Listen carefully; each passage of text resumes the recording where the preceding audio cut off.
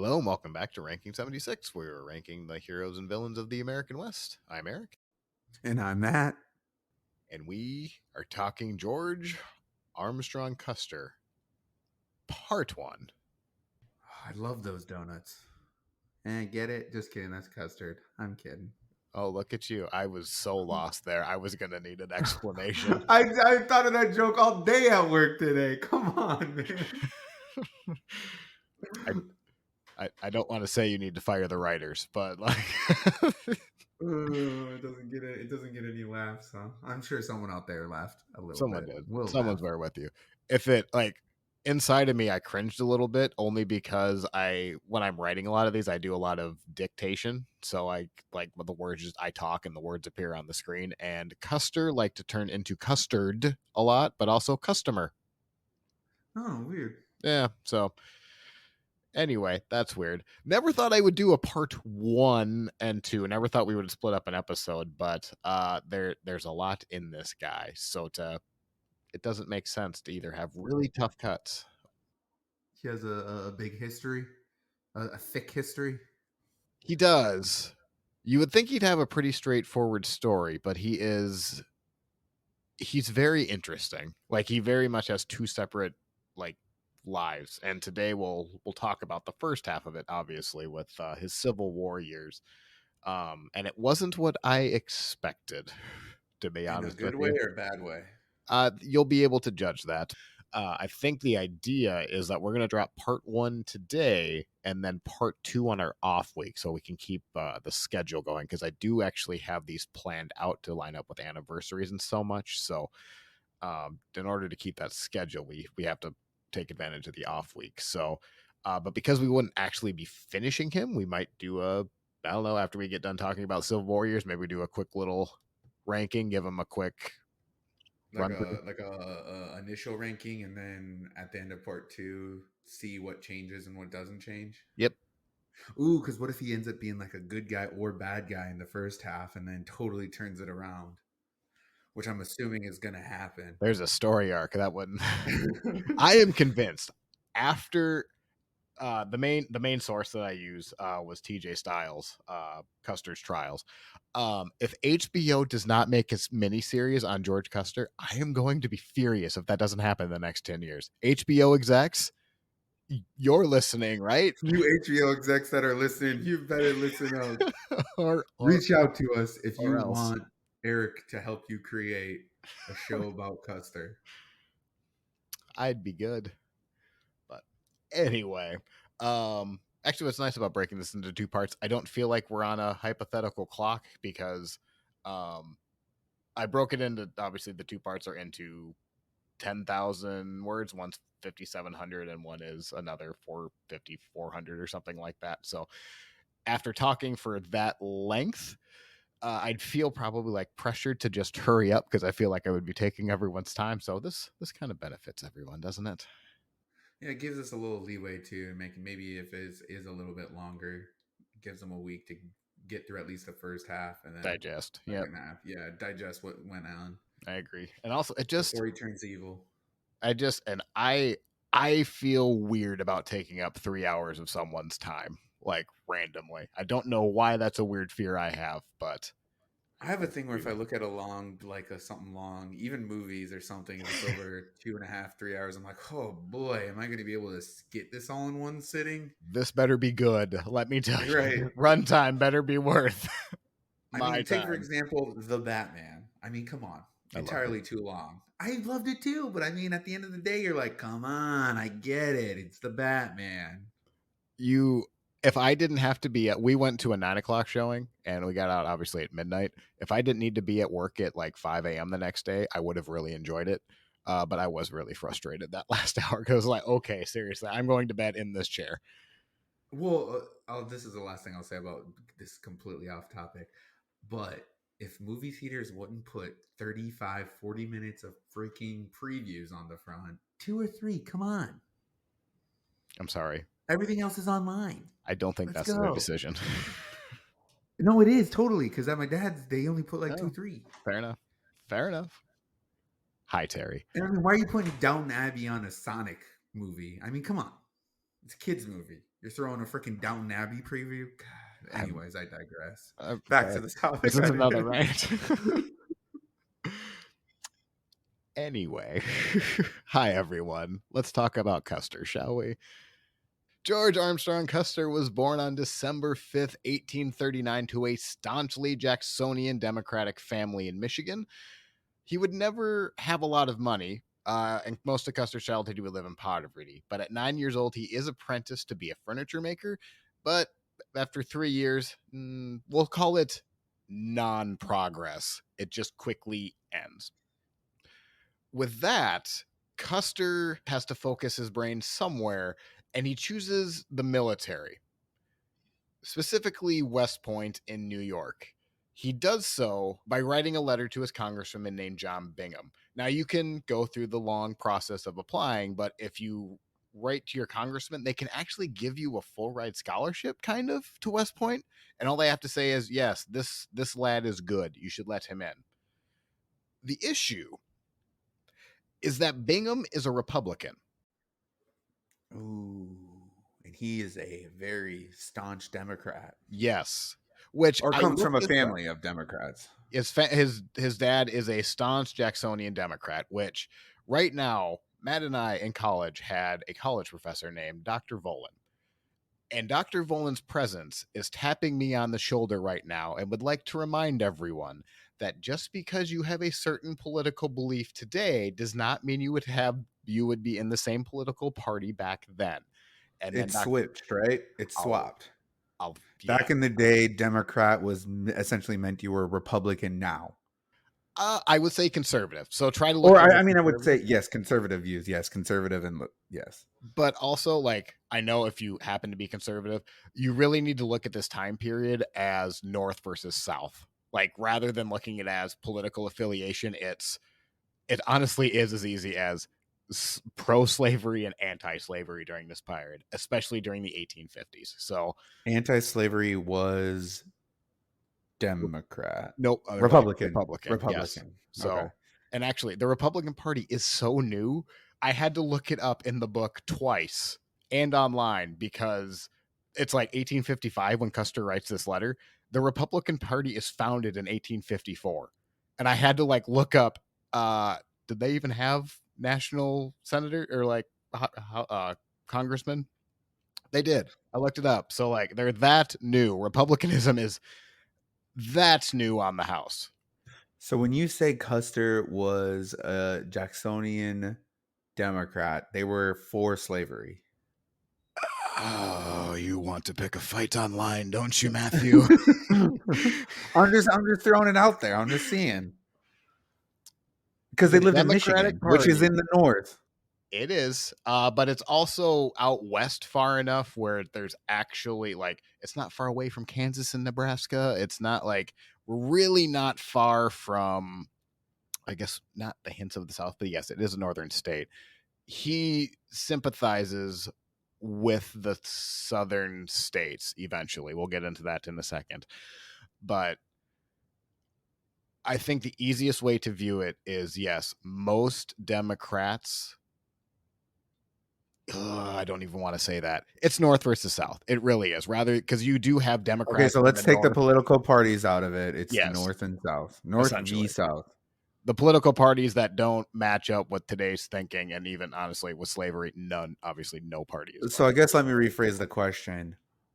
Was Custer's family for or against slavery? They were sympathetic towards the Southern cause. We will say that. Okay. They did not. So obviously, with that is implied. Did they believe black people were people? They questioned it.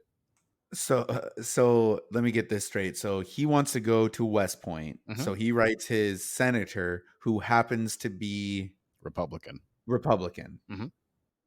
And back in the day, you could just write your senator, and if they wrote you back, you got a full ride to West Point. Yeah, I don't think they had like a full range. Like you can't adopt like 12 people, like 100 people in, but like yes, they could. They would. You have can pick. You essentially had so many people you could put in a year, right? And it was like Okay. it was a guaranteed way to get in, is what it was. But whatever was in Custer's letter must have impressed Bingham because he actually says, "Yeah, let's give this kid a go," which is Crossing party lines. looking good. Which we may as well talk about it now. Custer's luck is absolutely a thing. I thought it was just like funny, haha, whatever. There are going to be multiple times during this episode and the next episode where you're going to look at it and go, that's not how that should end. Like, we're going to set it up and you're going to go, no, no, no, no, you have that wrong. Because if that was anyone else, that would turn the outcome south. But I mean, Spoiler alert, I think his luck runs out. we're not giving away too much away. There's a reason we're doing Custer today because we are nearing the anniversary of Little Bighorn in June. And it honestly, it's like he flipped a coin 1,000 times. And like, in that 1,000 times, you're going to land, the coin is He going to land finally on landed heads. on tails. Yes, it finally landed on tails after like the 20th time. And the tails was actually Little Bighorn.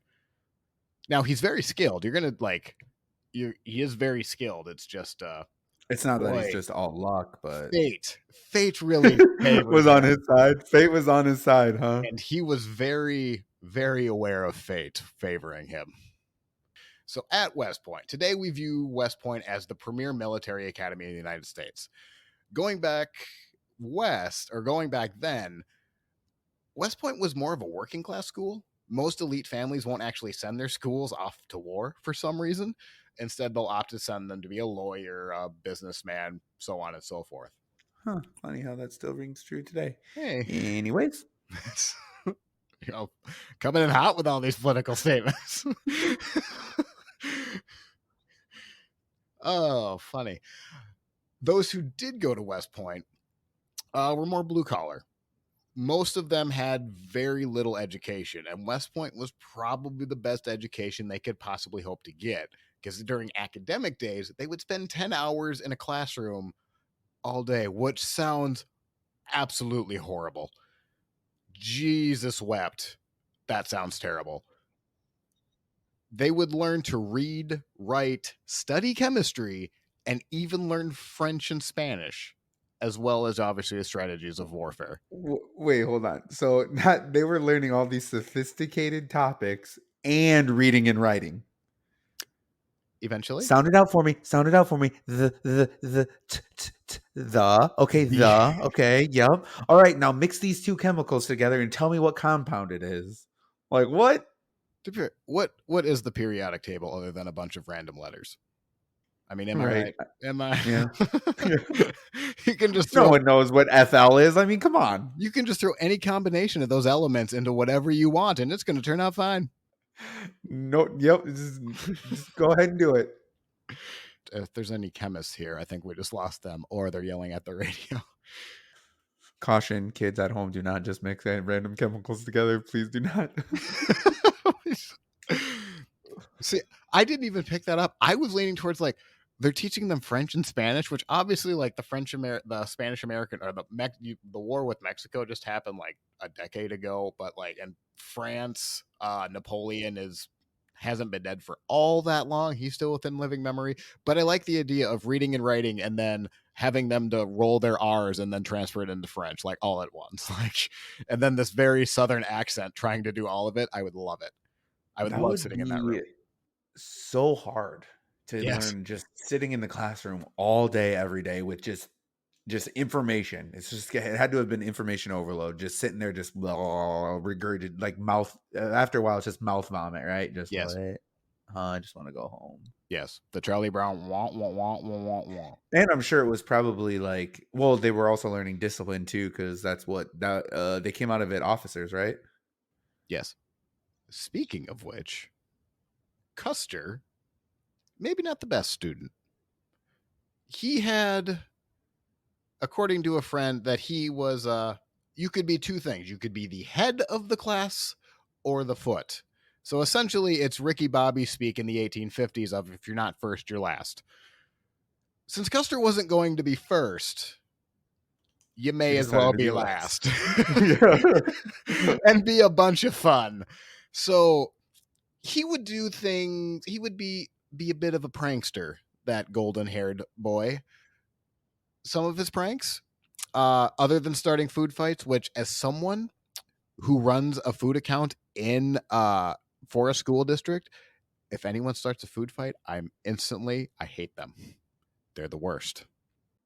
clean up afterwards, okay? It might be fun in games for what, 5 minutes, but then you have people that weren't even a part of it that have to come in and clean it up. Yep, it's terrible.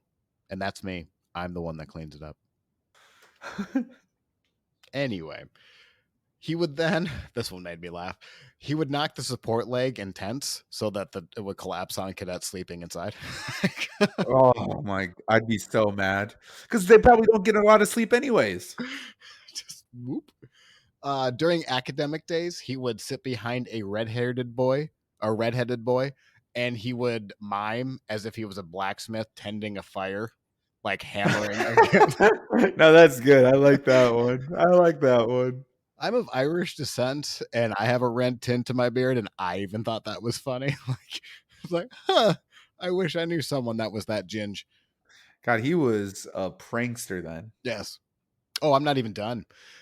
In Spanish class, I really enjoyed this section. In Spanish class, he asked the teacher, "How do you say class dismissed in Spanish?" And when the teacher did so, he stood up and walked out He of the walked room. out. Apparently, the rest of the class did also. Now, I don't like some of these. I don't know. Take with a pinch of salt. These seem awfully fun, but I don't. I I do like the thought of the Spanish teacher, just like, oh man, why didn't I see that coming? I wonder if they were just like, yeah, he got me. Okay, Yeah, I'll allow it. I'll allow it. you know, good on Now, him. He's clever. are the instructors in the military? Yes, they're officer. I believe so. Maybe I shouldn't answer that definitively, but yeah, you're gonna have a lot of because they're also learning, like they're also drilling, they're also like learning military strategy, all of that. So yes, you're gonna have military men. Because I'm gonna have to check. I'm gonna have to check because even when I helped out at officer school, it's different. Obviously, West Point's way more prestigious, but they had lower enlisted non-officers that would come in and teach because they're the subject matter experts Mm-hmm. at certain topics. So I mean, you'd be training to be an officer, but you're learning from the enlisted. Right, So I'm wondering if it's something similar to that. I don't know. I'm gonna have to because I couldn't even tell you what it's like today. right. Uh, and even that actually leads me into the next point. So like again, Custer isn't a great student. Like he's much rather like let's have fun with the boys, but do the bare minimum kind of thing. It's clear that he's clever, but he doesn't take himself seriously, which I just went back into every parent teacher conference I've ever had. But um essentially there's two big tests. Like there's one at the end of I believe it's at the end of the first year where uh it's basically the weeding out, like if you can't get past this you're not going to move on. It's to year 2. Right, um like this is the point of no return. Like if you pass right, this, congratulations. If not, there's you're no use done. for you. Yep, Yeah. hit the door. There's 100 of them going in, and just like in Squid Game, 69 of them come out of that test. Oh wow, so it had quite a failure rate. Yeah, I also like to think all of them are standing in a room and said, "How many fail? How many are there of us left? 69. Nice." Yeah. High All fiving everyone. right. All right. They've turned and made the 70th guy fail on purpose. They had to get the number. They made him freaking erase the name at the top of the page. Like, no, no, no, no, Broke no. his pencil lead. No, they broke his pencil lead so he couldn't finish the test, No. How many failed? Nice. Yeah. On a second other important test, a couple years down the line, we're kind of jumping ahead here. Custer is screwed. He's not going to pass this test. He knows he's not going to pass the test. Pretty much everyone knows he's not going to pass this test. So what does he do? You can probably guess. He makes everyone fail. No, but that would be clever. That would. I'd like to see the result of that. Does he Anyway, cheat? yep. And he cheats by breaking into the teacher's office. But Who's as sitting there waiting for him? no, it was empty for a short time. But as he hears footsteps, he tears the page out of the book and leaves. Jeez. So then obviously the teacher's like, well, this test is getting rewritten. And Custer fails. Custer and 30 other cadets fail, by the way. So in 2 tests over a couple of years, 2/3 of the class is essentially gone. So out of 100, 39 are 39 graduate. Close. Custer's able to retake the test a second time, and he fails. But then he's called back with no explanation. He just gets to continue. They just say come back and Yeah. keep learning. Hey, just kidding. Come back. We like you. You're funny. He That thing with called the their redhead. bluff. That thing with the redhead kid. That's pretty funny. Yeah. Let's do more of that, please. We want to see you keep goofing off, bud. Keep it up. You're just too funny. Also, your hair, wonderful. Great hair. Like, we can't miss that. So he failed twice, was going to get kicked out, but then they just called him back to continue. Just so weird. Just kidding. Did they ever tell him why? I couldn't find it. Wow. Interesting. Yeah. That's if unheard anybody of. knows that. Yeah, it's literally unheard of. It's unexplained.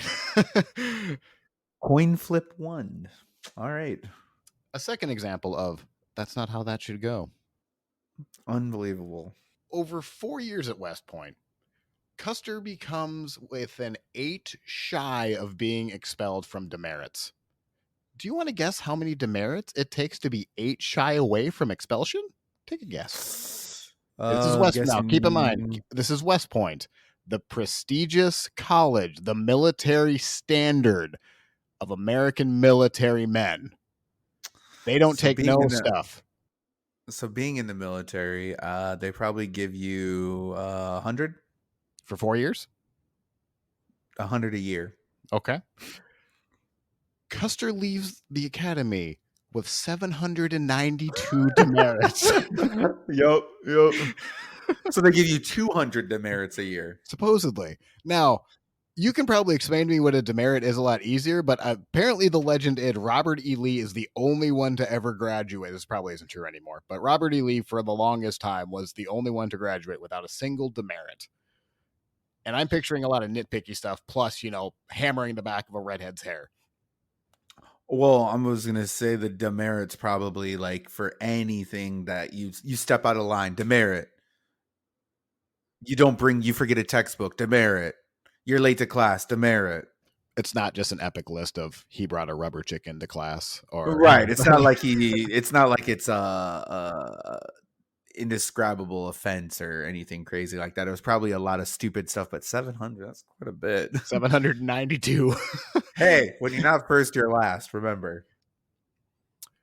Well, wouldn't you know it, that Custer is about to graduate.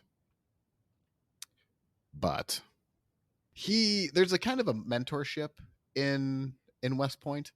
The upperclassmen we'll call it mentor the underclassmen. Mm-hmm. And Custer was in charge of basically helping them drill. And there was a small skirmish between two of the boys. They get into a fist fight. And Custer, the officer about to graduate, says, well, he doesn't stop it. He just says, okay, have a fair fight, boys. Completely not understanding. This isn't military order. Is it, Georgie boy? This probably isn't how you should be responding. He's court-martialed just before graduation. But he's not even an officer yet. Yeah, it's still court-martialed.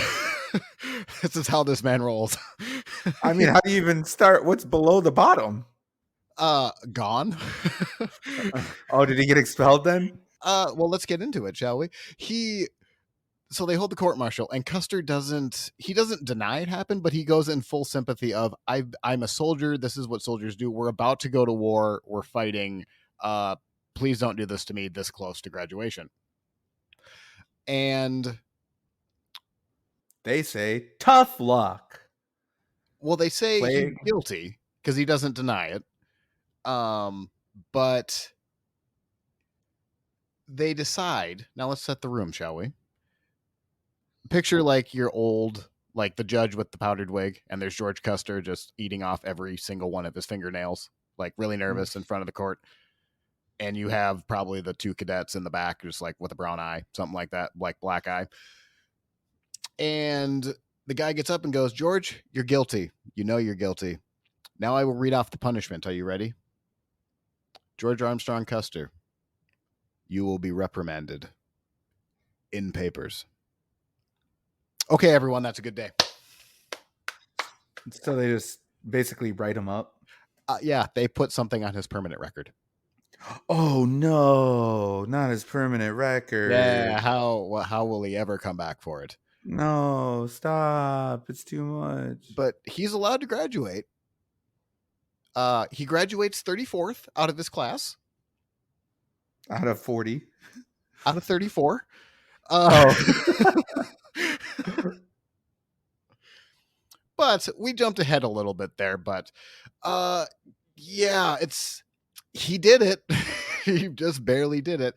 But underneath all of this, during the entire time he's at West Point, is the buildup to the Civil War. And in fact, when Custer is going into West Point, you're actually able to joke about regional divides. Well, that ends shortly after he gets into. Remember, Custer is born into a northern state, but he sympathizes with the South. In his eyes, the newly formed Republican Party would discriminate against the South and its way of life, should it gain more national power. And when John Brown attempts his slave revolt in Harper's Ferry, Virginia, that all but confirms it in not only Custer's mind, but essentially the South's also. Custer would write, quote, "One thing is certain. Democracy, i.e., the Democratic Party, is sure to come out victorious in the next national contest. The victory will be gained by the votes of the conservative masses of the North, who hitherto have manifested to interest of the elections, who will now be called out by the desire to repudiate the reasonable foray of John Brown." Again, if you weren't paying attention, yes, he did use the term the Democratic Party and the conservative masses in the same sentence, in the same context. Again, Dr. Volan is kindly reminding me to remind you that the political parties are a little weird at this point. Shout out, Dr. D. I do. I like you. Reach out. Anyway. So Custer believes the Democrats are going to win the national election. Then Lincoln ruins that by winning. Custer then has to watch as Southern West Point classmates leave as their states begin to secede from the Union. It is no longer rhetoric, and Custer will finally have to decide where his loyalty actually lies. But he ultimately decides the Union. That is insane to me. These guys you just spent every waking moment with for the last 4 years. You're best friends with some of them. Oh, hey, see you on the battlefield. I guess I'm going to have to try and kill you now. Right. Well, keep in mind, nobody except apparently for William Sherman believed that this war was going to last longer than like 90 days. This is going to be a big blow off, a lot of confronting, and then cooler heads will prevail and we're going to talk.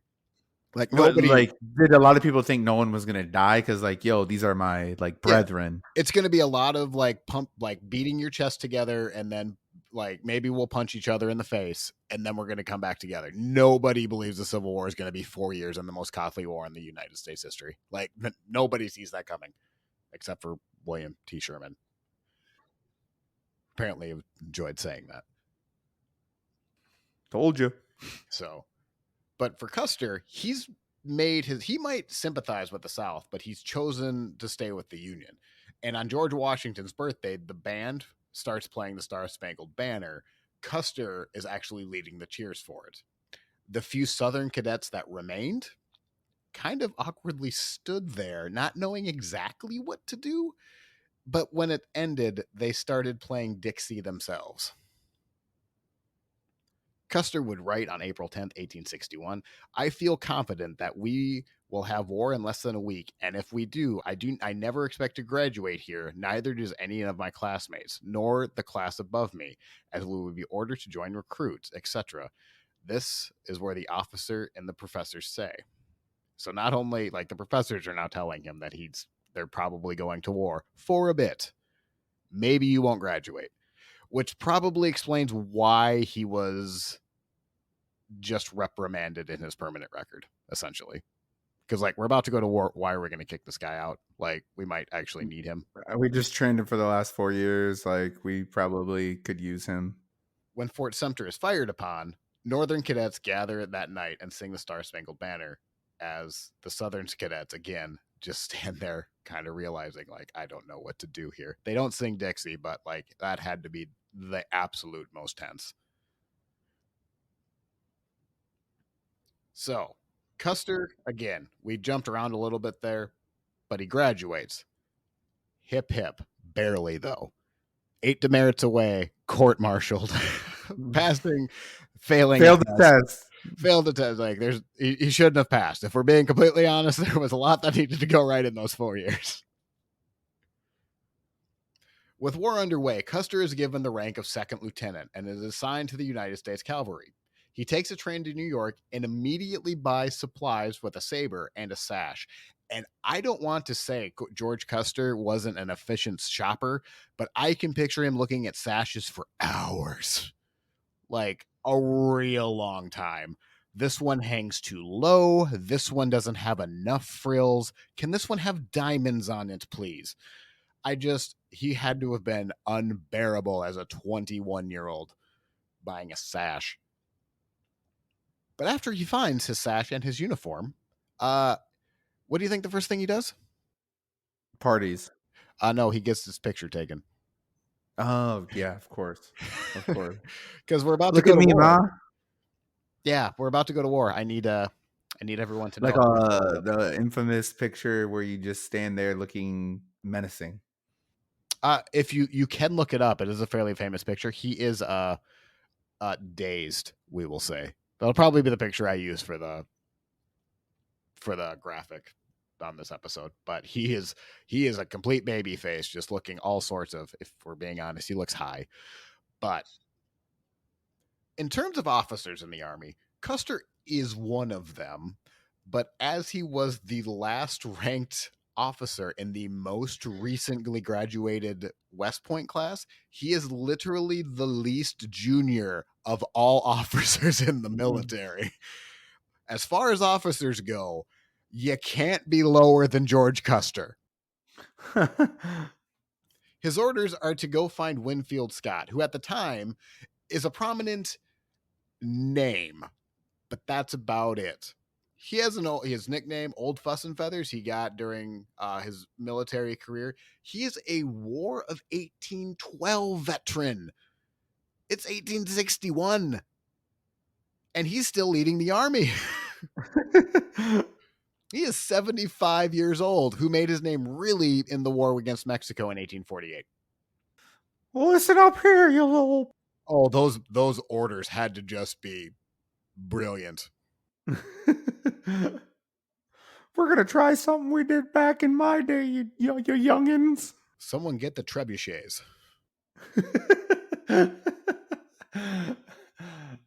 So Scott, clearly a placeholder at this point. Obviously, nobody expects a 75-year-old man whose nickname is, again, Old Fuss and Feathers, because apparently he was really picky. They're just waiting. Lincoln would like this guy named Robert E. Lee to, I don't know, call me maybe, but Robert E. Lee obviously chooses the Confederate sides because he can't fight against his own country, meaning Virginia, which is fine. I understand it was a different meaning at that point. It's just interesting, Robert. I don't understand. Anyway, Custer's immediate orders from Scott is basically he's going to be a messenger to battlefields. And after scrambling to find a horse, he rides out that night and he arrives just in time for the first battle of Bull Run, or Manassas if you're in the South. This is the first major conflict in the Civil War where everyone just kind of looks at each other and goes, Wait a second. Yeah, this is a real fight. Like, this is not 90 days. Crap. This isn't us just beating our chest and yelling. No, this is a lot of people are going to die. Not that you could tell that to the spectators around Washington, D.C., literally having picnics near the battlefield watching. That's That's nice. insane. That is a nice little tidbit. Yeah. Where are you taking me on my first date? Well, I hear there's a good battle coming up here in the next hour or two we could go watch. Kinda. You're That's not incorrect. Each army had over 30,000 men. Combatants. They're actually larger than that. The Union ends up limping away in a retreat, meaning it's a Confederate victory. So Custer lost his first battle. He really wasn't in it. Not that you would tell him that. He would tell anyone that he was in the thick of the fighting and he was the most brave and he was leading men. When TJ Stiles actually points out, like, not that everyone has a tremendous amount of experience at this point, but they would have known not to listen to that guy, the guy with the sash, literally the least junior officer in the army. Nice sash, bro. They can compare. I do also want to put out, we are not a Civil War podcast. So obviously we're a bit Civil War today, but we're going to be focusing in on Custer. So if you, there are so many great Civil War podcasts, go check them out. They would love a listen, but we're going to be focusing on Custer. Also, military speak is a bit confusing to me. So I think I have the correct titles and the correct generals and all of that. But if I mess up a title, please forgive me. I know Civil War buffs are you're a very accurate group, aren't you? So just cut me some slack if I screw something up. But if I do screw something up, please let me know. I do want to get better at it, but keep that in mind. So after the battle, Custer has been up for about 30 straight hours, and he's so exhausted he sleeps in the rain. Upon some rest, he joins Philip Kearny, who is attempting to raise his volunteers. Custer will constantly be looking for a command, like really, really, really, really wants this command. He just wants to lead men. An easy way to do that is to also have your military rank, like your official military rank, which is a lieutenant right now, but you can hold a secondary rank as leading volunteers, which typically is much higher. So you can have a much higher volunteer rank than your military rank, obviously. After the war, the volunteer part leaves, but you also get the distinction of knowing like you were holding this title, so it's just an easy way to be promoted later. Yeah, they took it into account for Right. later rank. Right. Real rank. Or I shouldn't say real rank, military rank. Right. Unfortunately for Custer, he does become sick for a short time, so he does have to take a couple weeks to recover. But it's unsure what he suffers from. But honestly, with as many diseases that affect both armies, like pick one, pick anyone, it doesn't matter. But while Custer's recovering, we get to talk about George McClellan. Custer first meets George McClellan, a man who obviously takes over from Winfield Scott. McClellan, a bit of an ego on the man. He's brilliant. He's very smart. Shelby Foote would say the first year of training for the Union troops, they were trained well by McClellan. It's really the reason that they're able to keep fighting and they win the war eventually is because of McClellan's training. The issue with McClellan is that's about all he does is he just trains. You wake up, you train, you march for a bit, and then you train. Maybe you eat, and then you train some more. When you're not training, McClellan would then just, I don't know, argue with Lincoln over how he's not going to fight. Because Lincoln and McClellan do not get along, to say the least. Mainly because McClellan is almost not even, he's paranoid over troop counts. Now, I understand as the Union, as the leader of the Army of the Potomac, any loss is going to be a significant morale blow to the country because you are the controlling power in the country, right? You're not two countries, but these rebels, you need to put down the rebellion. If you lose that battle, it's a huge blow politically and just obviously literally as people are actually dying. But McClellan just keeps asking for more recruits. And like there's a couple famous lines from Lincoln to where I believe McClellan said, well, I just need 100,000 more men, which in alone, okay, 100,000 men? Great. Yeah, let me just get that for you. But then Lincoln, it's not the first time McClellan had asked for it. So Lincoln's like, well, if I give you 100,000, you're just going to ask for another 100,000 and then 500,000. And like, you're never Like going to nothing stop will be good asking. enough. Nothing. Nothing will be good enough. The enemy is always outnumbered, which, by the way, they're not. The North has a significant population advantage versus the South. Like, the North should crush the rebels. You can kind of look at it during the Revolutionary War. The North is kind of like Britain, not obviously like to the height of military might at that point, but the Union is the established power.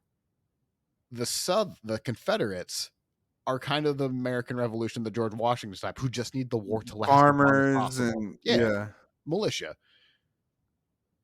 And then finally, because I don't think you can talk about McClellan and Lincoln without bringing this up, Lincoln is so frustrated with McClellan that he has supposedly said that if Mr. McClellan doesn't want to use the army, that he, as in Lincoln, would like to use it for a time. So Custer, who's 22 right now, would describe his devotion to a 35-year-old McClellan at worship, even at this time. He would say, quote, "I have more confidence in him than any other man living. I am willing to forsake everything and follow him to the ends of the earth and lay down my life for him if necessary. He is here now. I wish to see him more. Everyone, officers and privates, worship him. I could fight anyone and would say anything against him." He got his men behind him, probably because they never fought. So I'd probably like the guy that doesn't want me to die. However, McClellan can't just sit down forever, Kenny. Like, he is the head of an army. There is an active rebellion. He has to do something eventually. What he comes up with is called the Peninsula Campaign. The Peninsula Campaign is the first major offensive effort from the Union. And the ultimate goal is quite simple. We're going to take the Confederate capital of Richmond, and we're going to use the Virginia Peninsula between the York and the James River. That's really it. We're going to steamroll in. We're going to take everything. Works great if that's what's going to work. Now, Custer after would brag about his courage and fortitude during the war, but he doesn't ever seem to grasp the thought that surviving the Civil War has nothing to do with how brave you are. It's pure luck. He just believes that he's going to survive. He thinks that he's super brave because he survived it. Essentially. Or like somebody's looking down on him. Look how great I am. Like, he just doesn't seem to like. I can't be touched. I can't be touched. Exactly. Which honestly, a good trait to have on the battlefield. Because like to not have that level of fear with you, I think would be very comforting. Not to the guy next to me, but like, don't worry, everyone. I'm going to be just fine. Steve, I don't know about you, but for me, I am going to make it. I'm going to survive. And to Custer's credit, he backs it up, because with that, we'll call it recklessness, but I guess we can say bravery. A few days later, Custer and the army are near Confederates near Williamsburg, and they get into a fight that ends up seeing Custer riding on horseback directly to a Confederate captain, and is able to actually get the captain and 5 of his men to surrender. He went off on his own and got 6 men to surrender to him. George, I need this. Okay, just surrender. We'll make it out alive. Please, just give this to me. I need this. That is a thought. Maybe he did just slip him a 5, because Confederate money is never going to be valuable. So maybe it doesn't exist yet, but what if it was a $5 bill with Lincoln's face on it? Look at the future, man. This is the future. This is all I carry. You have to put this. You have to accept this bribe. On May 24th, 1862, and this one just makes me laugh, McClellan is really in pursuit of Confederate General Joseph E. Johnston. And they're trying to cross the Chickahominy River, and they're just kind of having a chin scratch. Custer, who is just like eager, like a dog at a beach wanting to jump in the water. Like, just picture this. He's like shaking. He's so excited. He's trying to impress McClellan so bad. All Custer needs to hear is a general go, "I wonder how deep that water is."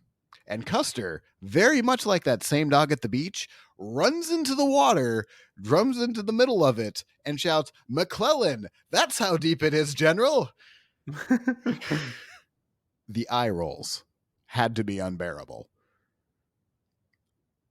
You can almost see a tidal wave of other privates going, "This effing guy. Are you kidding me?" This guy. This freaking guy. Oh, boy. Well, Custer impresses enough that he's given command to 4 companies of the Michigan Infantry, and they cross the Chickahominy River, where they see Confederates, and they're so quick to attack that the Confederates essentially just have to give up. Like, oh, crap, the enemy's here? Okay. Custer not only led the charge, but he was the first to fire. As a result, 50 Confederates are captured. And Custer, if you're looking for a trivia night answer, Custer claims the first Confederate battle flag of the Civil War for the Union. Oh, I got you. I got you. Look what I got. So smug. So smug in that tent that night. I don't think he slept. He walked around. Look what I got. Do you want to see my flag? Do you see this flag? Do you... Wait. We're not playing Capture the Flag? Oh, wait, guys, I found the flag. We don't need to play anymore. I have the flag. It's right here. Do you want to know how we got this? Did you hear what I did? Unbearable. He's so smug. Just like smoking 5 cigars in his mouth. Like, but also genuinely impressive. Like, let's take apart the part where he like a puppy, he went into the middle of the river to impress his owner. Capturing 50 Confederates with a fairly small force and capturing the first Confederate battle flag of the war, that's pretty good. Good for him. Custer gets heaps of praise, including by General McClellan, who writes to Secretary of War Edwin M. Stanton, quote, "A very gallant reconnaissance made by Lieutenants Brown and Custer came upon the Louisiana Tigers, handled them terribly, taking some 50 prisoners and killing and wounding very large numbers." So not only Custer, again, and I can't stress this enough, the least junior officer in the Army, now is known by the leader of the Army of the Potomac and the Secretary of War. His name just came across his desk. So after, if we're being honest, a fairly small battle that Custer's getting huge kudos for, because honestly, the Union could use a morale boost at this point, McClellan asked Custer into his tent. And McClellan wrote, quote, "I thanked him," as in Custer, "for his gallantry, called and asked for what I could do for him. He said that he didn't want anything. He had done nothing and deserved a reward. I then asked if he would like to serve on my personal staff as an aide de camp. He said it would be the best reward he could imagine." So Custer is now an aide de camp to McClellan. Suck up. Yeah, that was this constant. Whoever was watching the 10 flaps, there was all, why is everyone coughing? Like, You guys, you got a sickness going through camp here? everyone's coughing around me. I don't understand. I love that thought. Action continues for Custer on August 5th, 1862, when a bugler runs to Custer and points out 2 Confederates that are running.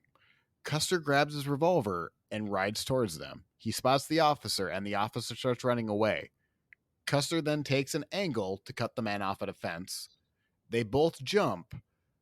Custer was, quote, would write of it being, quote, "exciting in the extreme." The officer lands on soft ground and basically falls over. Custer, a few feet over, lands on firmer ground and now has the advantage, where he yells, "Surrender or I will shoot." The Confederate officer ignores it. Custer fired and missed. Another shot hits the mark, and the officer falls dead, and Custer takes his horse as a trophy. And this is the first man Custer can definitively know that he is killed without question. And all it took was a bugler saying, "Look over there." And he hunted down a Confederate officer and took him out. Well, would you look at that? Which, I He's mean, just getting lucky, man. He's just getting lucky. lucky, but like, it's kind of good. Like, I don't know. Like, there's part of me that thinks like, yes, he's getting really lucky. Like, he's so brash. It's like the Confederates are like, nah, there's no way he's trying this. Now that seriously, he's still coming. I think he's actually doing this, guys. I don't have my gun loaded. I don't know. I give up. I quit. Like, I don't know what else to do. Please Or stop. that he's so insane. He's got to have something. Give up. Give up. Look at that yellow hair. We can only surrender. Like, you know what they say about blondes. They only have fun and they'll kill you. It was that damn redheaded kid. That's who he was up against. That would be hysterical. I just want to hammer on the back of your head. Not Custer. No. Oh, nightmares from school, guys. We got to give up. Oh, that poor guy. Crippled Jimmy. with anxiety. Let's call him Jimmy. Poor Jimmy. Yeah. Probably never got over that. Just always looked over his shoulder. Who's hitting me with a hammer? So you will be shocked to know that Lincoln replaces McClellan. But the problem is the replacements, they're not great. In fact, McClellan has to later be reinstated because John Pope loses the Second Battle of Bull Run in 1862. And honestly, it's not looking good for the North. At least McClellan puts on a good face. So he's back in there. And I can't imagine how unbearable McClellan must have got to get that letter. Walking in, big thumbs in the suspenders, big walk into Lincoln's office. Hello, Abraham. I picture a lot of dramatic turns. Like, he's probably not sitting in a swivel chair, but like a lot of like almost like glamour shots. Like, oh, you need a hero. Yeah, he just keeps turning around. Oh, what's that? I'm your guy. You do need me? Interesting. I Sorry, didn't didn't hear know. you. Could you say that one more time? AB. Oh yeah, that's definitely that was definitely a thing. I'm sorry, one more time. Come again? Who? Me? Me? No, not me. You said. But you no. Now you're. Oh, gotcha. I thought you said no way in hell the last time we were here, and yet I don't know if it's any hotter in here, AB baby, but AB baby. Interesting. I thought I had a dream where I was fired, but then I woke up and I'm needed. Weird. right. Weird how that works out. So yes, Lincoln has to swallow a lot of pride. What's even best for McClellan is he's chasing Robert E. Lee, and somehow McClellan comes across a letter containing Lee's troop movements. So you remember that thing that McClellan is horrified about troop counts? Well, now he knows that he not only knows where Lee's troops are, he also knows that they're split. And he has a superior force.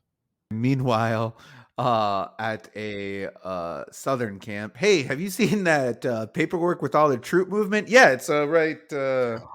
Where did I leave that? General wants a debriefing. Oh no! Like, who just leaves that lying around? I mean, come on. I'd like to think that the guy that dropped it drew a very crude rendition of it. Like, just a bunch of little stick figures. I have to give them something. I can't just turn them nothing. Oh God, it's a Crayola. I have only a Crayola. I'm so fired. They're not going to be happy about this. Do you want to know something even more depressing? It's Jimmy. It's the redheaded kid. He just can't catch a break. Dang it. So, McClellan, let's be honest, he can send a pretty damning blow to the Confederates. That information McClellan gets ultimately leads to the Battle of Antietam, which is a Union victory. But considering McClellan had 87,000 men to Lee's 38,000, yes, that is double, more than double. McClellan allows the Confederates to escape, only to take, yes, a victory on the day, but he literally could have destroyed the entire army. He could have It taken could have been lead. it. It could have been He it. had the men. It could have been it. In 1862. The war would have been over. In 1862. He had everything he needed. Also, fun fact, I know because he seems to keep popping up in every episode. Alan Pinkerton was actually one of the guys giving troop counts to McClellan. They weren't always accurate. Really? Fun little fact. They weren't always They accurate? were not accurate, apparently. How many people I don't know if you know this offhand, but how many casualties were there? A lot. We can Google this. I didn't look that up because I didn't want to go much into Antietam, but right. I was just curious because I'm trying to think of why he would let them escape. Unless they were seeing like significant more numbers on the north than the south. Well, obviously because there's more men, but my only thing too was McClellan was kind of scared of battle, wasn't he? Because he always wanted to train. That's the feeling I got, that he was like scared to go into battle. He didn't want to lose because I think politically it would be because he's ambitious. We're not spoiling anything, but and I'll be honest, like I know of the Civil War. I could tell you the highlights. I am actually starting to listen to Shelby Foote's I'm listening on Audible. It's literally 150 hours of the Civil War. So like I'll know a lot in a bit, but so maybe I shouldn't be answering that pretty convincingly that he wasn't afraid to go to war. But anyway, your casualty counts for the Union, it was 12,000 total casualties, including only 2,000, not only 2,000 killed, 9,000 wounded. The Confederates had 10,000 casualties, 1,500 killed, and 7,700 wounded. But I mean, if you go off those numbers, then the North were taking more casualties. Yes, but percentage-wise, like 10,000 people, right? That's a full third of Lee's army. Right. Well, percentage-wise, right. But I wonder if he also thought though that like a lot of Americans are going to be dead if we destroy them. I think you're giving him too much credit. I think it was literally, I don't want to chase and lose. Yes, I don't want to lose. We'll just save it for another day. So he would rather take the win today rather than win the war. Okay. So, yeah. So everything I'm thinking, I'm just giving him too much credit. Bottom line, he didn't want to look like an idiot. That's how I read it. Yeah, that's probably what it was. Knowing how big his ego is. Big ego. He's going to end up running for president. I don't think that's much of a spoiler, but yes, he's going to run for president against Lincoln, and he almost wins. Dun dun dun. It seems obligated because every time somebody brings up this next guy, there's a mandatory Google search. McClellan is replaced shortly after Antietam. You'll be shocked to know. Apparently, Lincoln was like, okay, never F it again. Like you here now, white knuckling his desk. I gave you a second time, George. And like, I also pictured McClellan, same attitude, calling him AB baby the entire time. Like, hey, what's going on? We won at Antietam. You're going to be crawling back to me, AB baby. You're going to be crawling back to me, but I'm not going to do it this time. No, I'm not. This is turning into an 1800 or a 1800 hotline. Yeah. If I give out your cell phone number, will you charge people $5 a minute to talk to you? Oh, don't do that. So anyway, he gets replaced by Ambrose Burnside. You have to Google Ambrose Burnside because it's literally who we get the sideburns from. This is the guy, the originator. No way. Yeah, that's the reaction you need. Behold, the original sideburns. Dun dun dun dun dun. Holy moly! It's some sideburns. There's some good. It's not Andrew, it's Ambrose. Yes. Did I say Andrew? I was saying Andrew. But holy crap. Oh yeah. Not only are the sideburns awesome, but they like fold into his mustache. Yeah. It is one connection. It's glorious, isn't it? It's like a reverse goatee. It is a I mean, reverse goatees got there. they had better, if you're going to name the sideburns after a guy, they better be some pretty nice sideburns. And they done it. He done What it. do you call that, Ambrose? Well, sideburns, I suppose. That is such an American naming thing. Like, I don't want it to be so obvious we named it after him. What do we do? Just flip it around. Just flip the. Just, I call them burn sides. No. How about sideburns? Oh. do you think somebody just like had his name written down on a sheet of paper and they're like, guys, I have an idea. Rip. And then they just placed it on the opposite side. And then like, oh, my God, he's done it, man. Yeah. Don't get attached to him. We're not going to talk about him much longer. But there's our size wheel. He's also not going to last very long, FYI. So back to Custer. That was quite a sidetrack. McClellan being replaced is not great for Custer because being politically attached to McClellan just isn't great. He's kind of toxic at this point. Crap, I've attached myself to a guy that was just fired. I've attached myself to a horse with no legs. Dwight Schrute. Right. When he debates his next move, Custer is invited to a party where he meets a lady. Her name is Libby Bacon. Libby is a petite with slender-shouldered woman, a striking face and a quick smile. Gray eyes, which apparently is a compliment, but that seems horrifying to me, having gray eyes, but that's fine. She has abundant brown hair that she often parted in the middle and then pulled to the back to show some stray curls off the side of her face.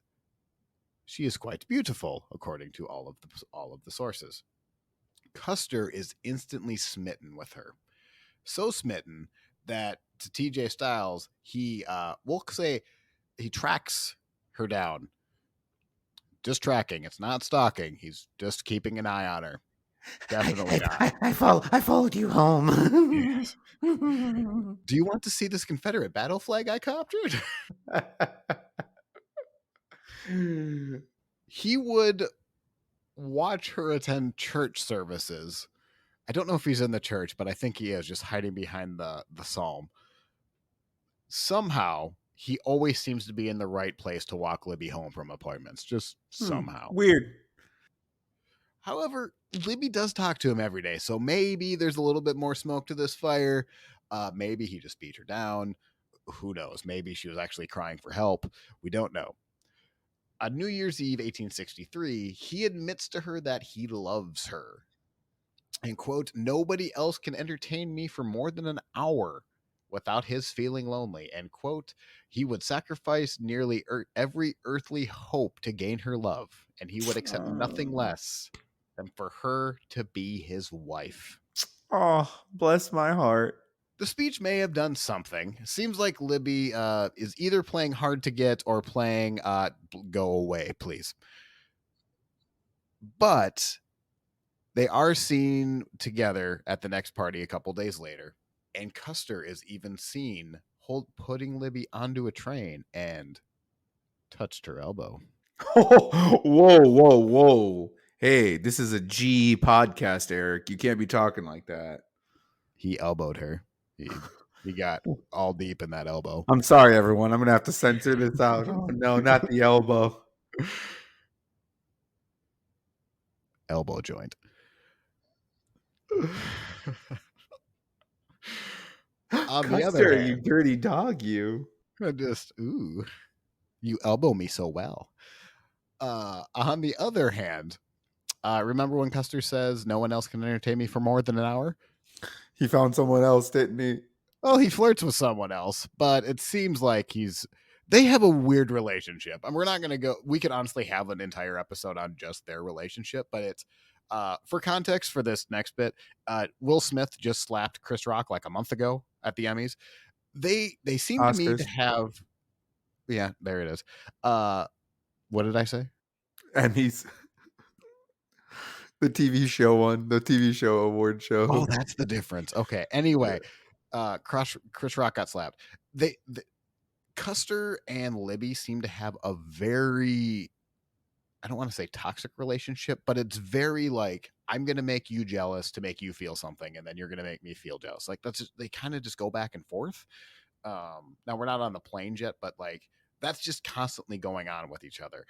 But Libby's also an incredible influence with Custer too. We're going to that into a little bit more detail, but they have just a very weird, interesting relationship that I wanted to talk more about, but there's so much more to cover. I did kind of leave that there, but if you Like would a like a weird, bonus they had like a episode, weird dynamic. yeah, it's just like I keep thinking Jada Pinkett Smith, Will Smith type levels of awkwardness. Like it's just It's just one of those very things where you're like, what? But it works. it works for them, I guess, and Yeah, like for them, for them. you think, but like it's either it works for them or it's just not a healthy relationship at all. So, but it does seem, and actually, we're not spoiling anything with Custer's death, but even after Custer dies, Libby is really the reason that he is as famous, because he becomes the famous martyr that he is, because she pumps his name everywhere as this famous martyr and hero of the Civil War. Well, who wouldn't want to be the wife Of the slain. Yes, she's very smart. Like, she is very smart. Yes, she's very. She knows how to, like. I don't want to say manipulate because that sounds like she knows how to play people that she gets the result she wants. Like, she's very very clever. The problem is that Libby comes from a prominent family, and Custer doesn't. Also, he may have just met Custer one day and realized, I don't want this boy to be my son-in-law. But the two are dating, and Custer would even have a locket that he would pull out, and he would put Libby's picture in it. And it would be, and if possible, as he's riding into battle, he would open up that locket, and that might be the last thing he sees. Aww. I mean, so he loved her. He did, yes. It's just, again, they're very, very weird relationship. Different kind of love. Yes, it's not for me. I will say that. Maybe it worked for them. Love life aside, Custer's military career is still kind of in limbo. Still, McClellan, still not a great guy to be attached to. Custer believes that he has a chance to be given a regiment with the Michigan governor. However, the governor is a Republican. Custer still comes from a Democratic family. Still openly opposes, well, not still, Custer openly opposes the Emancipation Proclamation. Now, there's reasons to do it because you have border states and like that might flip to the other side, but it is Custer does not want to see black people essentially be free, is what it comes down to. So hold up. He is fighting for the North, but he opposes basically the North's stance on the war. Kind of. But it's his country, so like, yes. Right. It's not like, it's just weird because he's like fighting for this, but openly opposing it as well. right. Well, if you also think they have this diluted sense of like, there's a hierarchy, especially in the South, of like, regardless of how low you are as a white person, well, at least you're not a black person, right? I mean, at least you're not a slave. So you're always a step above. Well, if they're no longer slaves, and God forbid black people and white people can be viewed as equal, it would be chaos. How would we ever survive this? No, So like no. that's a lot of the thought going on. And also like they keep going back to this thought of slaves are uneducated, they're stupid, they're not be able to, read to do anything that us great white people are able to do. Well, yeah, when you don't educate them and you suppress them for 300 years, yeah, obviously you're not going to have a lot of outstanding. Anyway, different conversation. We need to put that to the side. Anyway, Custer really, really wants his command, but he's just really young. He's 22, 23 at this point. And despite recommendations, including from Ambrose Burnside and Joe Hooker, one of the generals that took over for McClellan, they would even use phrases like, quote, a young officer of great promise and uncommon merit. And Custer would forward those recommendations to the governor saying, quote, if the governor refuses to appoint me at this point, it will not be because of reasons of lack of recommendations. Essentially, Custer says, everyone else says I'm great, but because if you don't appoint me, it's because you're a Republican and I'm a Democrat. Which honestly kind of smart. But he isn't selected to take part of the cavalry regiment. Instead, Custer is given charge of a company in the U.S. in the 5th U.S. Cavalry. Ambrose Burnside is replaced by Joe Hooker because he's doing just as well as McClellan. Hooker does just as well as Burnside. It's not going well for the Union. Lincoln can't find a general that will A, attack, or not constantly lose. Custer would write to those in the army about how united the leadership was. However, he would play politics because he was still in contact with McClellan. And if you allow me to paraphrase this letter in one sound, the letters essentially go to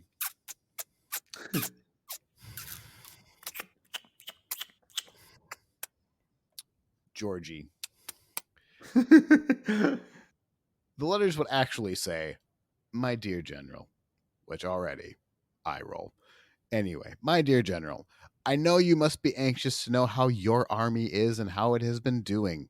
We are defeated, driven back to on the left bank of the Rappahannock with a loss which I suppose will exceed our entire loss of battles of the last 7 days.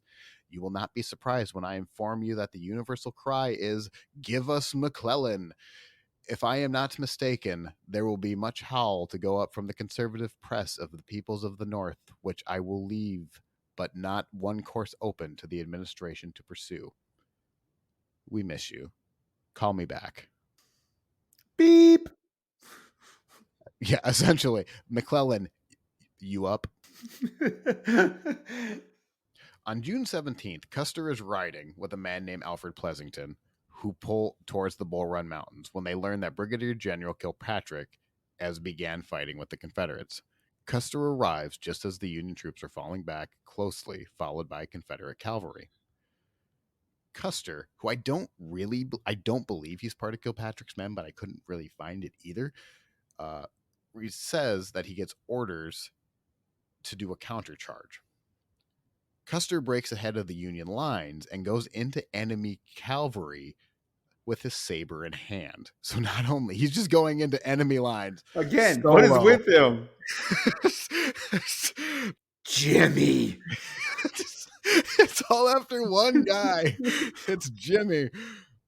Also, it's not lost on me. Totalis Rankium fans, I think we found our Jeff. It's Jimmy, but we found it. The redheaded child who Custer banged and pantomimed. But anyway, poor Jimmy just keeps getting chased by Custer. One Confederate turned and fired his revolver at Custer. Custer dodges the bullet and swings his saber and almost cuts through the man's arm. This is how close he was. This is close combat as Custer, as a madman, is riding into battle by himself. If no one will do it, I'll do it. And what is he, Neo from the Matrix, dodging bullets? Oh, that's so cool. I like that thought. Can you imagine that hair in slow motion? I'm showing him a picture of like that face in slow motion and long flowing. Yes, I can see it. Dang, that saber is sharp, man. Cut through a whole arm. Oh, there's also a fair amount of adrenaline. I think there was some force behind that saber. So Custer, almost cutting off a man's arm, is now being chased by a singular Confederate soldier. Custer is able to read that he does not have the advantage because he has to turn around to fire at the Confederate behind him. So Custer intentionally slows down his horse, allowing the Confederate to pass. As the enemy passes, they have a sword fight on horseback, which, let's be honest, is really cool. That's cool. Yeah. A horse, like, are they standing on the horses also and having like Jack Sparrow type fight? Custer is able to take out that general, that officer with a killing blow. So he wins the sword battle on horse. Yes. He wins that too. So now this is 2 Confederates down that he's killed in enemy territory by himself. And one guy's army chopped off. Yes. Custer is now surrounded by Confederate horsemen who, for no other reason other than the fog of war, they don't attack him. He literally should be dead right now. He literally should be dead. He is able to ride away through the dust and the smoke during the fight. I think he ends up blaming, like, apparently there's something called like a southern slouch on a horse. Like he was riding the horse like a southern man, which isn't true. It was a fight. I know he's in a Union uniform, but hey, he rides like us. He's got to be. He's a spy, is what he is. All I can picture right now is like in the cartoons and stuff when a whole bunch of people dogpile someone and they crawl out and everyone's still fighting. That like, is what? That is quite. I feel like that's quite literally what happened here. Is everyone is so confused, like there's so much action going on that Custer is just able to like hack and slash and like just leave. Yet another instance of that's not how that should end. You should be dead, sir.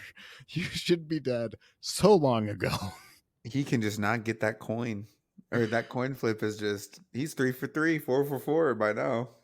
That puppy keeps hitting. That's heads up. Keep going.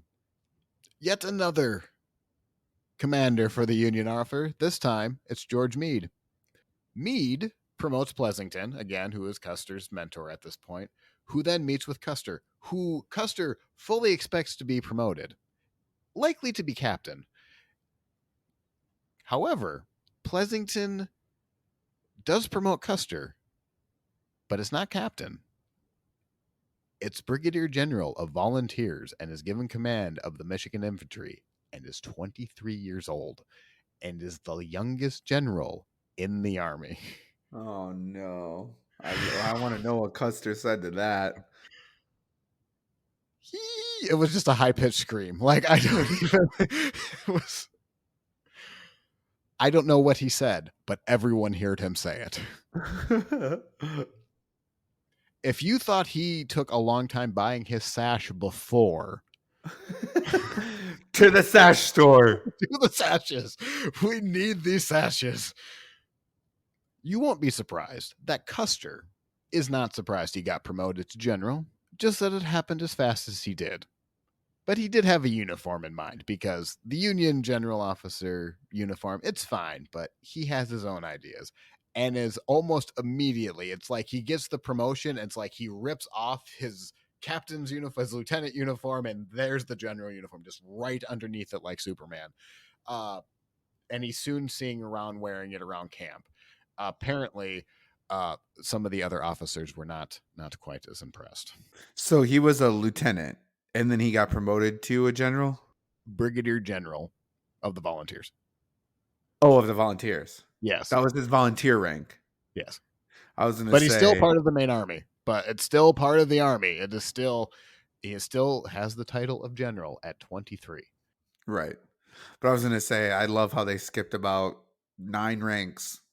Yeah, is that what it is? Because I'm not much of a military guy, but yeah, it went from like pretty good. So Custer, I think I just said it would be 6. It would be 6. Okay. Ranks. Now in today's times. Right. Quite the promotion. In July 1863, the most famous battle to ever fight on American soil takes place at Gettysburg.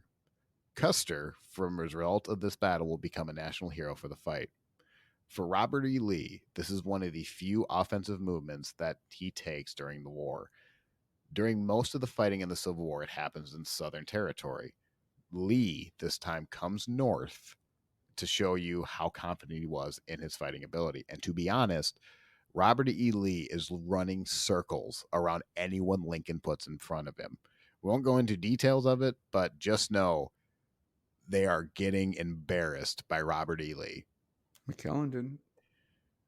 Yeah, McClellan probably still thinks he's winning in whatever delusion he's in. In Gettysburg, he no longer knows the terrain, which is a distinct advantage to have when he's in the South. All of his men know the cutoffs, the drop-offs, all of those things. He takes his army of 75,000 and heads off to Chancellorsville to face off against Meade. So when we get to Gettysburg, we're only going to be focusing on day 3, which is where Custer really comes in. Custer is in charge of about 2,000 men and is sitting on a Confederate flank. Robert E. Lee's battle plan is to ambush the Union with everything he had in hopes to break the Union line. A lot of this came down to an attack that James Longstreet was going to be able to do on Cemetery Hill, who would then force the Union lines to fall back into a retreat where another attack would be led by Jeb Stuart. If that made sense, Robert E. Lee, depending on Longstreet, to attack, push troops back, and they're going to lead into another ambush. Custer arrived at an intersection at a couple miles outside Gettysburg and is joined by David Gregg. Custer sends out scouts to inspect a wooded area, and around noon, Custer hears a shot, which was actually Jeb Stuart's signal to Robert E. Lee that he was in position, and he was not detected. And if Custer and his men didn't hear that cannon shot, he would have been. Gregg receives orders telling to move Custer to protect the Union right. Gregg, however, had just sent out a large section of his men who had just heard the cannon fire. Gregg and Custer agree that they can't afford to move the men anywhere and that they would need every man of their 2,700 in their command. So essentially, they're breaking orders because they think that there's something big is going down in that tree line. It turns out they were correct, and inside that tree line was 6,000 Confederates. So they're down over 2-1. They just don't know it yet. Which is funny because in an earlier battle, the North had way more than the South. Well, this is also a section. So this is a tremendous battle, like multiple days, like thousands and thousands and thousands of men. Custer, again, he's cavalry. So cavalry, you don't always just, obviously the romantic version is always the cavalry chart. Essentially, when you're cavalry, you sit there and you look at the battlefield and wait your orders to attack. From behind, right? You're like behind the infantry. Yes. And then once you see a line break, you go in, basically, take care of business. Or you look and see, okay, they're breaking, go do reinforcements. So Custer is able to just sit back and watch. He holds still even as the Union infantry battles takes on the Confederate Jeb Stuart's line. The Union holds the line, forcing Jeb Stuart to order in artillery. Watching, Custer again orders that an artillery strike of his own on the Confederate guns. It works, just as the Confederate guns are being destroyed. In the meantime, the attack on Cemetery Hill is going well. Longstreet is about to push Union soldiers back. All they need now for the Confederates is Jeb Stuart to be in place for that ambush and take out Union lines.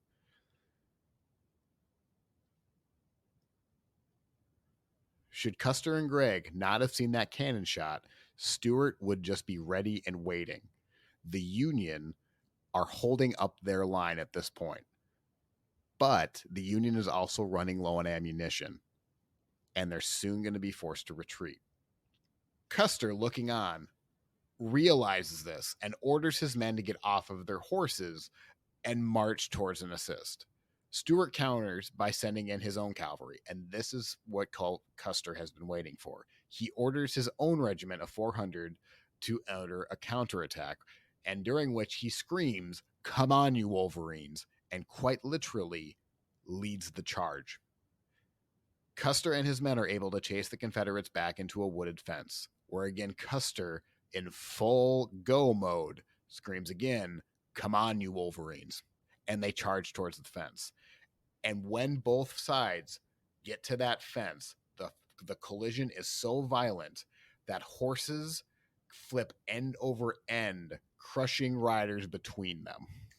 Jeez, so they're going full force, and it's like a car crash. They're just piling them up, just the type of fight where you're just swinging and hoping you're hitting the enemy and not your friends. Like, it is brutal, hard fighting. And by the way, at a critical point of the battle, like quite literally, if the Union lines run into Jeb Stuart, that could be the end of it. Now, maybe not the end of the Civil War, but this would be huge for the Confederates to take a northern battle on the offense. It was during this fight that Stuart actually heard the Union cannon open fire on Pickett's charge. With Pickett's charge, if you don't remember, that's basically, or if you haven't heard, it's essentially George Pickett just kept sending men up a hill and just they kept getting slaughtered. Custer is Because they're part of going the up a reason that hill. happens. Yes, they're going up it. Honestly, it's one of the biggest blunders that gets it gets criticized. Again, I'm not huge into the Civil War, but Pickett's charge is just known for Pickett just kept sending up his men and they kept getting killed and he kept sending them all day long. That's just all he did. So Custer plays a role in that by fighting off Stewart here. But doing so, again, heroically, like really good stuff, cost Custer 257 men of the 400. This made up 90% of the total cavalry casualties in the battle. Custer's men made up 90% of them. So he led him to slaughter. Yes. But it helped the battle. Yes. I mean, it was. So it's not like they died in vain. No, it was needed. So Custer becomes a national hero from this. He gains kind of the nickname of the boy general with the golden locks, which I'm sure he just loved. He ate that hook, line, and sinker. Just had to love It's it. all coming together. He's looking at himself in the mirror. You did it. Yes, you did. Yes, you did. Yes, you did. You bad boy. You bad boy. You did it. I mean, it looks like in this picture he does a side part. How many times do you think he parted it to the other side? Like, which way? Which way? Which way? Ooh, this looks good. No, this looks even better. Have to get one more curl in there. Robert Utley would describe Custer as, quote, Custer possessed a gift in combat leadership. He combined keen observation with an intuitive grasp on the meaning of what he saw. A cloud of dust behind a hill might indicate an enemy outflanking maneuver or a retreat. A flicker of a great cloud of men on a tree line might be a mere picket or a mass column preparing to charge. He sometimes guessed wrong, but more often than not, he judged right far more than most. He had a talent for choosing the correct course of action amid chaos. Which, to be honest, I might follow that guy. He's nuts, but like, sounds like he knows what he's doing. To be able to pick out, this is the moment I need to go, because especially like I would struggle with that. Like I couldn't do cavalry. Like I would to be able to pick out the moment. Okay, wait, go. He had that skill of when to go, and he could pick that right button. Now a bona fide war hero and celebrity, Libby's father is like, okay, I guess you can marry my daughter. So they get married. So things are really looking up for Georgie. Libby, the two get married, and Libby is a genuine partner for Custer. We're kind of going back a little bit on the timeline, but her actions and social gatherings in Washington do Custer a tremendous amount of good. It isn't a coincidence that Custer is the youngest brigadier general in the army before Gettysburg. Libby would go and talk of his exploits to the most powerful men in Washington, including Abraham Lincoln. Ooh, so she's getting in the ear of the good old Prez. Yes. Who she was not a big fan of him and described him as, quote, the gloomiest, most careworn looking man I ever saw. In which case you're like, you know what, Libby? He has a bit on his plate, you know. There's a thing going on. Sorry if he doesn't look his best at the moment. She would then call him things like His Highness or the Prince of Jokers in letters. She even had a small conversation with Lincoln after Gettysburg. Lincoln took her hand and said, so this is the young woman whose husband goes into a charge with a whoop and a shout. I'm told he won't be doing that anymore. Libby replied, I hope he will. Lincoln said, oh, well then you must want to be a widow, I see. And then both of them are said to have laughed, probably so awkwardly. Such an awkward laugh. Yeah. Seriously, I do think of that. That was probably not an appropriate joke, Abby. Like, ugh, can you imagine? How awkward. Do you think Lincoln caught it? Like, He was like, "Oh, that As it sounded was funny coming in out my of his head." mouth. Yeah, as it was coming out of his mouth. Shoot. Ooh. Next, get me out of here. Back to Custer. Things are starting to turn around for the Union. The revolving doors of General stops with Ulysses S. Grant. Ulysses S. Grant has a very simple plan. Do you want to know what it is? Win. Correct. How is he going to win? He's basically just going to punch Robert E. Lee in the face so many times he's going to quit. There are times, like in Cold Harbor, where Grant deservedly is called a butcher because he keeps ordering charge after charge despite no moving from Confederate lines. But what Grant is doing is what other generals either didn't want to do or didn't have the courage to do. Grant knows he has the numbers. Lee doesn't. Even if we lose 10,000 men apiece, it's going to hurt him more than it's going to hurt me. So keep going. Well, yeah, because they could lose 10 guys to 2 of theirs, but that's okay. I still have The percentage thousands game. more. Yeah. The percentage game is in the Union's favor. You're gonna run out of men way before I am. Yes. That's exactly what the strategy is. And like I said, at Cold Harbor, but like when the Confederates have good positioning, it's a slaughter. And even when the Confederates don't have it, it's still a slaughter. It just hurts the Confederates a little bit more. Keep in mind, I really like Grant. He's one of my favorite people to talk about and cover. But I do understand that during the end of the Civil War, I can see why people don't like him. But what rank is Grant at this point? Oh, he's at number 1. Head of the Is he a Potomac. 4-star general? Not yet. I don't know how many stars he is at this point, but he's the leader of the Potomac. He's commanding the Army of the Potomac. McClellan's old job. Grant himself is not a big fan of Custer. And if it wasn't for someone like Phil Sheridan, we haven't talked much about Phil Sheridan, and we probably won't, but Phil Sheridan and Custer do have a pretty good relationship. And in fact, Sheridan is going to save Custer multiple times. But if it wasn't for Sheridan, Grant likely would have gotten rid of Custer. But I don't know if I necessarily believe that, because Grant and Custer have one thing in common, is that they both fight. And that's what Lincoln needs right now. I think Lincoln quite literally said that about Grant, is I can't get rid of this man. He fights. Custer's the same way, and he does have a talent on the battlefield. I mean, you can hate someone but still respect them for. It's like that kid on the the best player on the basketball team that is so good that you just want to scream and strangle, and then he drops like 30 and wins the game, and you're like, well, I guess this is okay. You hate him because he's a ball hog, but you're still gonna give him the ball, right? You're because if I need to trust someone to take a shot, I may as well trust him. At Yellow Tavern, in a battle, Custer scans the field himself and is able to drive the enemy back.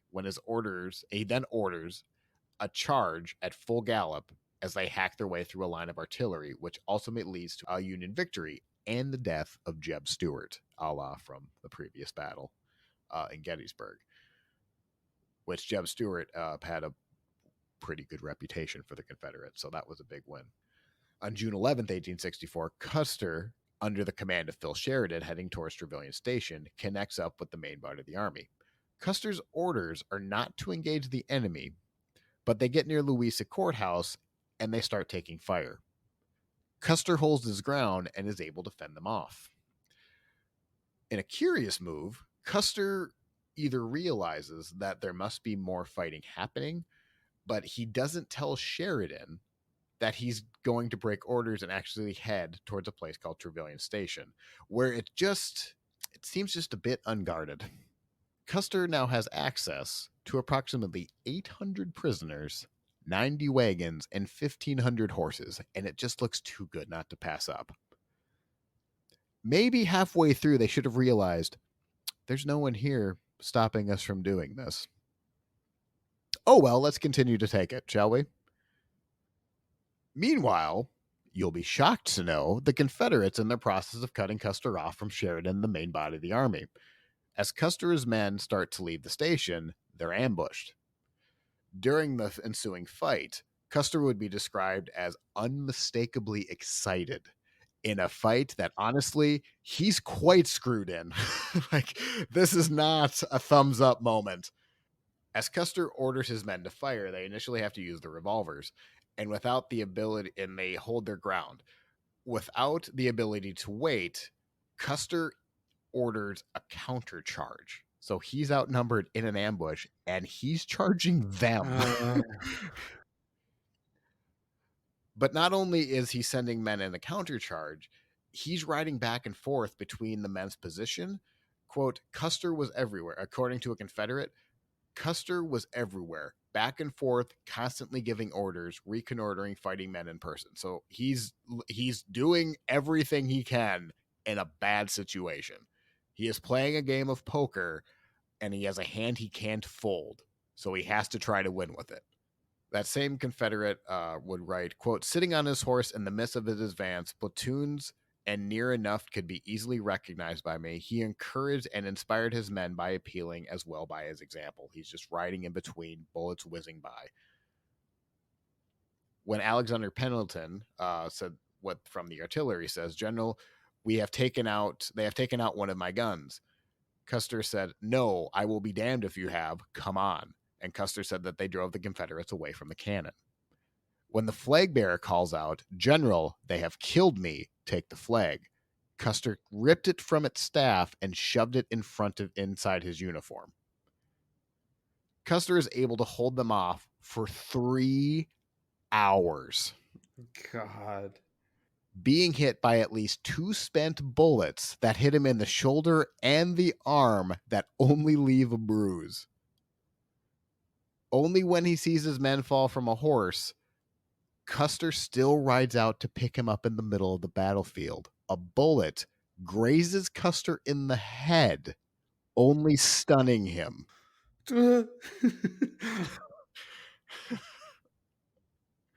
Unbelievable. Oh my, nothing says you should die more than this battle. But after 3 hours of fighting, Sheridan hears the gunfire and does come to Custer as soon as he can.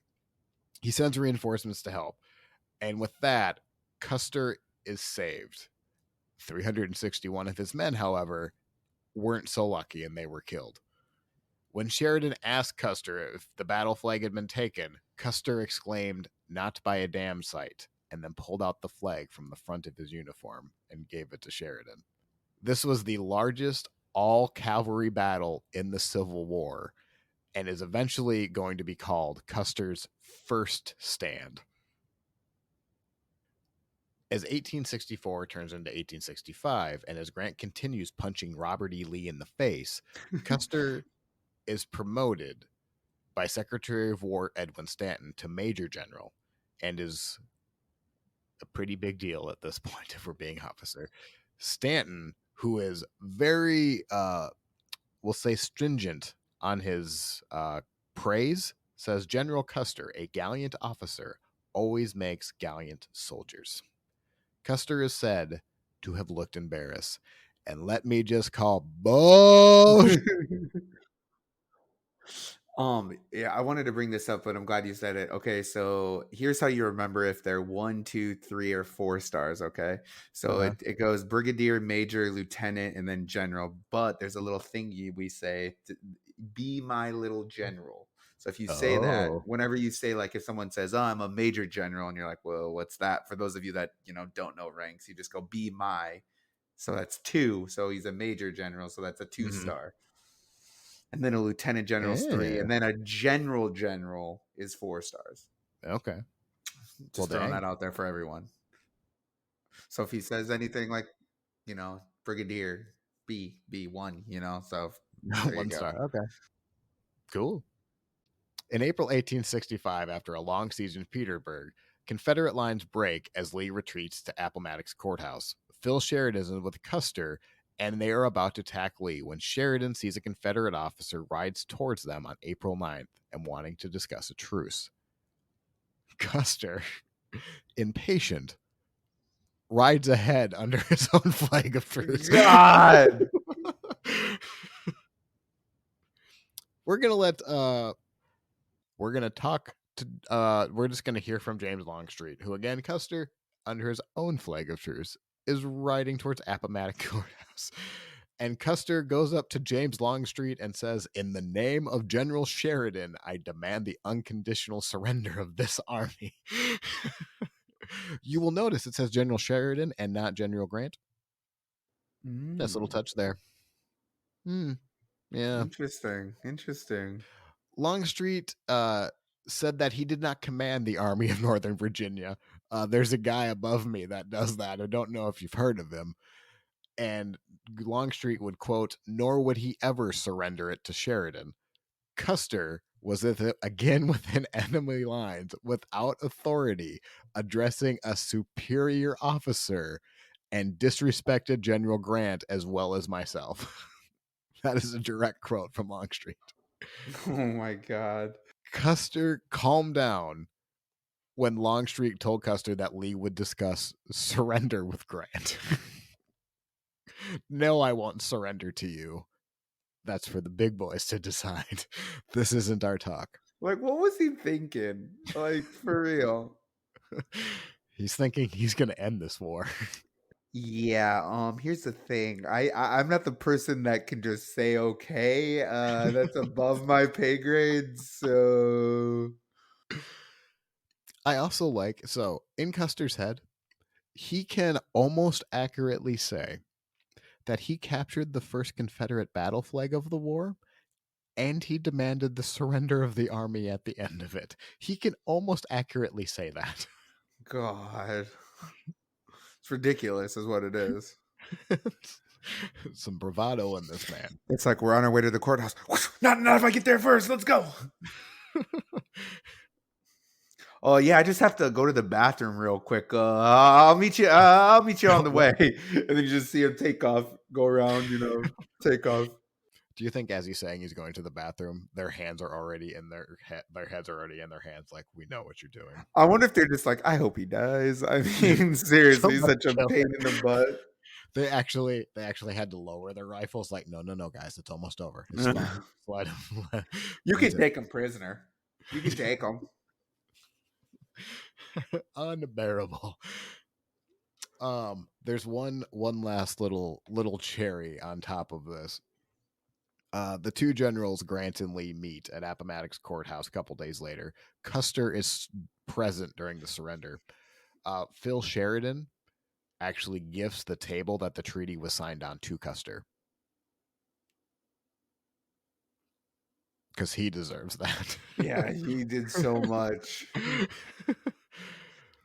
Custer is 25 at the end of the war, a national hero, and suddenly has no war to continue.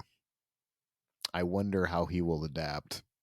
So, how do you feel about George Custer? Good old Georgie boy, huh? I think he's so impulsive. Yes, he is recklessly smart. Like, he knows when to go in and then gets incredibly lucky. But yeah, it's almost like he knows when to go. Like he's super smart, but he goes in too reckless though. Like maybe if he were to like think it through a little more rather than just victory. See, I mean, how many times did he go into battle in a losing situation? But how What, many 3 times times? that situation? At least. Yeah, and then he didn't lose. He didn't lose.